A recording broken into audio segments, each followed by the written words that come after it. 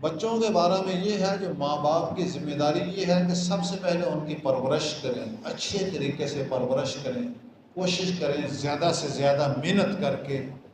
یہ نہیں کہ آپ اچھا کھانا کھاتے ہیں، اچھے کپڑے پہنتے ہیں، بچوں کا آپ کو خیال ہی نہیں ہے. نہ، بچوں کی صحیح طریقے سے پرورش کرنی چاہیے.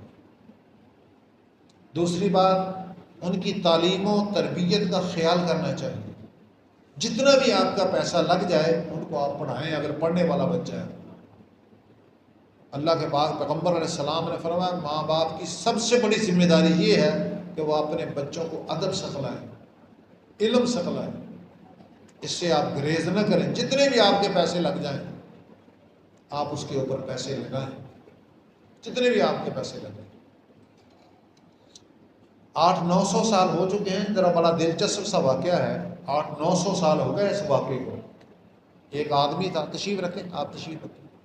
ایک آدمی تھا، اس کی نئی نئی شادی ہوئی تھی، ابھی 4-5 ماہ شادی ہوئی تھی. بڑا امیر آدمی تھا، بڑا امیر آدمی، نئی نئی اس کی شادی ہوئی تھی. ادھر سے جہاد پر چلا گیا. وہ جہاد پر چلا گیا. وہ جہاد پر جب گیا اس نے اپنے گھر والوں کو کہا کر گیا تو میں 6 مہینے کے بعد واپس آ جاؤں گا. وہ آیا ہی نہیں، وہ آیا ہی نہیں. جب وہ آیا نہیں تو ایک آدمی وہاں جو گیا ہوا تھا جہاد پر، اس نے کہا میں نے اس کو وہاں دیکھا تھا، میں نے اس کو وہاں دیکھا تھا، اس کے تیر لگا تھا، وہ گر گیا تھا.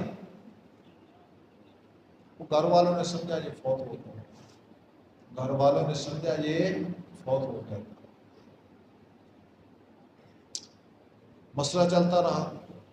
اللہ تعالیٰ نے اس کو بیٹا دے دیا. اس بیٹے کو اس کی والدہ نے پڑھانا شروع کر دیا. بہت پڑھایا، بہت پڑھایا، بہت پڑھایا. وہ 30 سال کے بعد پھر واپس آ گیا. وہ شخص 30، ہو سکتا ہے ان کو کافروں نے قید کر لیا، جیل میں ڈال دیا. وہ 30 سال کے بعد سب سے پہلے مسجد میں آیا. جب مسجد میں آیا تو اس طریقے کے ساتھ ایک جوان آدمی ہے، اس کی عمر 30-31 سال ہے، اس نے پگڑی باندھی ہوئی ہے، لوگوں کو بیان کر رہا ہے. بڑے بڑے لوگ بیٹھے ہیں، اس سے سوال کرتے ہیں، وہ بڑا شافی جواب دیتا ہے، لوگوں کو مطمئن کر رہا ہے. وہ بڑا خوش ہو گیا کہ اللہ نے اس کو کتنا علم دیا ہوا ہے، یہ سارے لوگوں کو مطمئن کر رہا ہے، اللہ نے اس کو کتنا علم دیا ہوا. وہ گھر چلا گیا. جب 1-2 دن گزر گئے نا تو وہ اپنی بیوی کے پاس خرچے کے علاوہ آج کل کی مالیت کے لحاظ سے کم و بیش 3 کروڑ روپیہ دے کر گیا تھا. آج کل کی مالیت کے لحاظ سے، خرچے کے علاوہ میں بات کر رہا ہوں، خرچہ تو اس نے کرنا ہی کرنا تھا. اس نے کہا کہ وہ جو پیسے میں تجھے دے کر گیا تھا اب لاؤ کچھ کاروبار کریں، لاؤ کاروبار کریں. اس نے کہا جب تو آیا تھا تو کہاں گیا تھا؟ اس نے کہا مسجد میں. اس نے کہا وہاں کیا ہو رہا تھا؟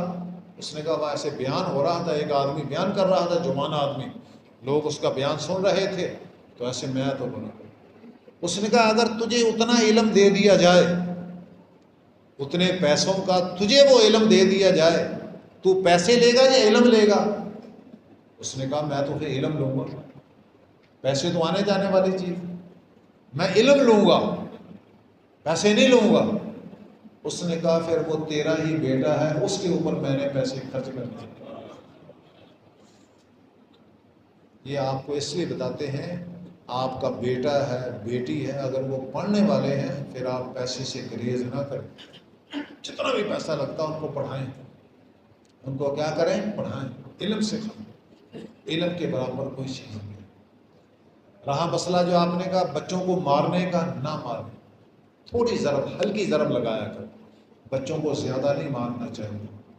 ویسے تو نبی علیہ السلام نے فرمایا جب بچہ 7 سال کا ہو جائے اس کو نماز کا حکم دو، جب وہ 10 سال کا ہو جائے نماز نہ پڑھے تو اس کو مارو.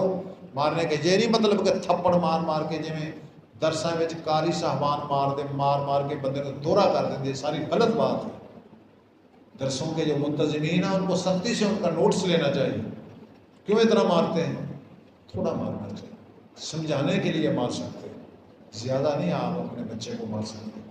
اللہ کے نبی نے فرمایا بچوں سے رحم کرو، جو بڑے ہیں ان کے ساتھ ان کی عزت کرو، چھوٹوں پر رحم کرو، زیادہ نہیں مارنا چاہیے، تھوڑا مارنا چاہیے، تھوڑی سی ضرب حدیث سے ثابت ہے، آپ اس کو لگا سکتے ہیں۔ بہرحال ان کی پرورش کا خیال کریں۔ آپ ماں باپ بیٹھے ہیں، یہ گریز نہ کریں، جتنا بھی آپ کا پیسہ لگتا ہے، آپ کا بیٹا اگر پڑھنے والا ہے تو اس کو ضرور پڑھائیں، اس میں آپ کوتاہی نہ کریں، چاہے دین کا علم پڑھائیں، چاہے دنیاوی علم پڑھائیں، علم بہارا علم ہے، علم کے برابر کوئی چیز نہیں ہو سکتی۔